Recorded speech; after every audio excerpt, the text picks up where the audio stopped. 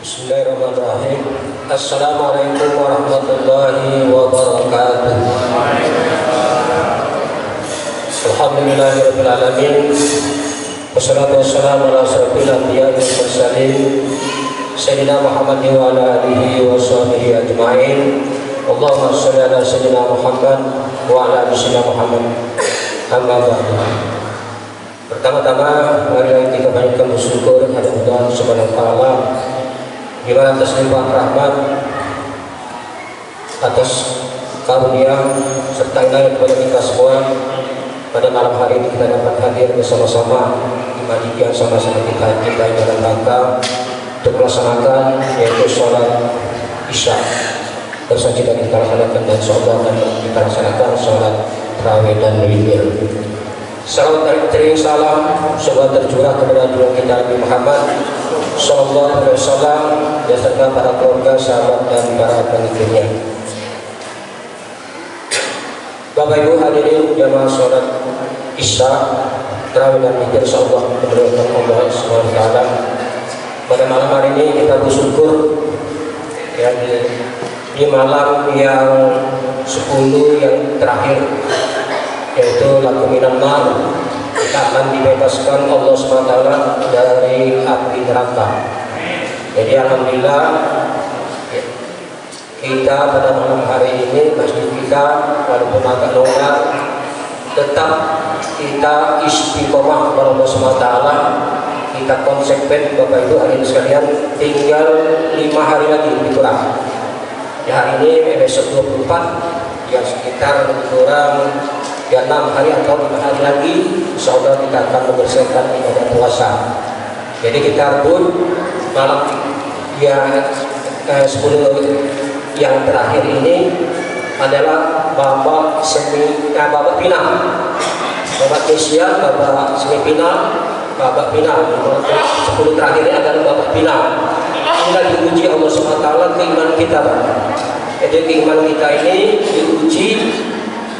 Kalau seandainya Bapak Ibu nak ke pasar sampai meninggalkan sholat, nah ini yang berbahaya. Jadi kita utamakan sholat, yang kita utamakan sholat tarawih, sholat malam. Mudah-mudahan Allah SWT akan memberikan yang keberkahan kepada kita semua. Pada malam hari ini akan kami bahas, saya ambil dari sumber fikih. Jadi Bapak Ibu, agama ini harus berpacu kepada fikih. Kita tidak bisa mengomong ceramah melantur.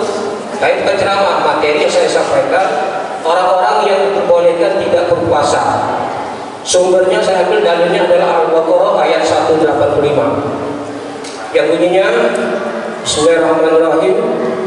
Yuridullahu bikumul usra wala yuridu bikumul usra. Jadi artinya Allah menghendaki kemudahan bagimu dan tidak menghendaki kesukaran bagimu. Itulah orang-orang yang diperbolehkan tidak berpuasa. Orang-orang tidak diperbolehkan Allah SWT untuk diberi keringanan itu tidak berpuasa itu ada 2. Yang pertama, orang yang diberi keringanan untuk tidak berpuasa dan wajib mengqadha. Mengqadha itu artinya Bapak Ibu hadirin sekalian mengganti kepada hari yang lain. Itu maksudnya mengganti. Orang tersebut di antaranya yaitu orang sakit yang ada harapan sembuh. Nah itu Bapak Ibu hadirin sekalian, orang sakit yang ada harapan sembuh boleh meninggalkan puasa tapi mengqadha. Itu jangan bayar fidyah. Nah itu misalnya sakit, becret, muntah, hari itu tidak sanggup puasa, tinggalkan. Bayar nanti setelah puasa bulan depannya. Boleh Bapak Ibu ditinggalkan. Jangan memaksakan diri. Allah SWT telah memberikan kemudahan, tidak menghendaki harus kita puasa. Tidak. Allah SWT memberikan keringanan. Itu orang yang sakit ada harapan sembuh. Itu yang saya jelaskan tadi, orang yang sakit, mencret, muntah. Pada hari itu dia sedang berpuasa boleh ditinggalkan, tapi wajib mengqadha. Kemudian berikutnya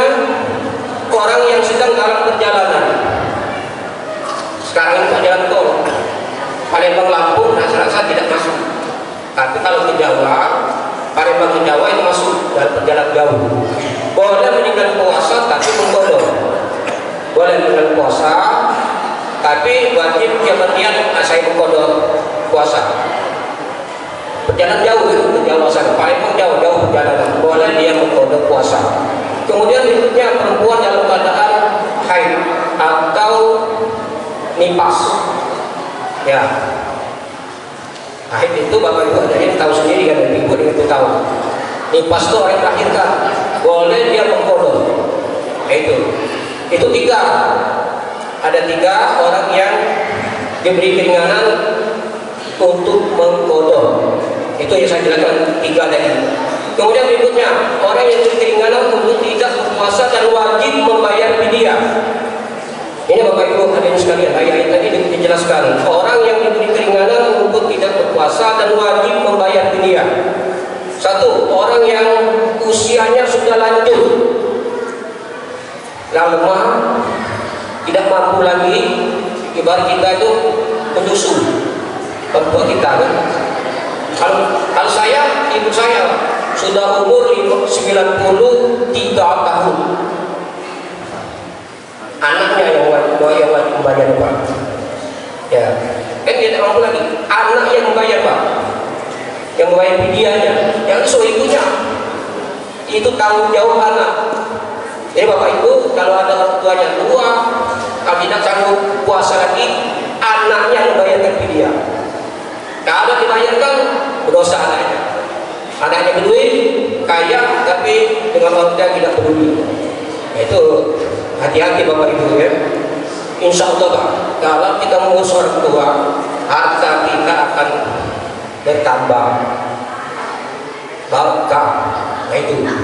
Kemudian berikutnya orang yang sakit tidak ada harapan sembuh. Nah itu Pak, kalau kronis boleh Pak membayar fidyah. Tumor, kanker, mungkin sekarang Pak penyakit yang itu tumor boleh. Misalnya dia sakit menahun, tidak ada harapan sembuh, boleh membayar fidyah. Kemudian yang berikutnya pekerja berat. Nah pekerja berat ini Bapak Ibu hadirin sekalian memang memerlukan tenaga ekstra. Yang boleh bangunan misalnya di kerja flyover atau di pengeboran, dia boleh tidak puasa membayar fidyah. Kemudian terakhir orang yang mengandung dan menyusui itu boleh membayar fidyah Pak, ibu-ibu ya. Orang yang menyusui atau mengandung khawatir anaknya atau menyusui boleh membayar fidyah. Berapa hari yang ditinggalkan itulah dibayar fidyah. Itu kalau 30.000 per hari kali 1 bulan, itulah yang bayar fidyahnya. Dari situ Bapak Ibu kita jangan salah. Orang yang sehat, gemuk, lembut membayar fidyah salah Pak. Nah itu terus akan disampaikan, mudah-mudahan ada manfaatnya. Itu ada yang kajian fikih Pak, bukan saya. Ini kan saya menyampaikan, mudah-mudahan ada manfaatnya. Dan saya akhiri, wabillahi taufiq wal hidayah. Wassalamualaikum warahmatullahi wabarakatuh.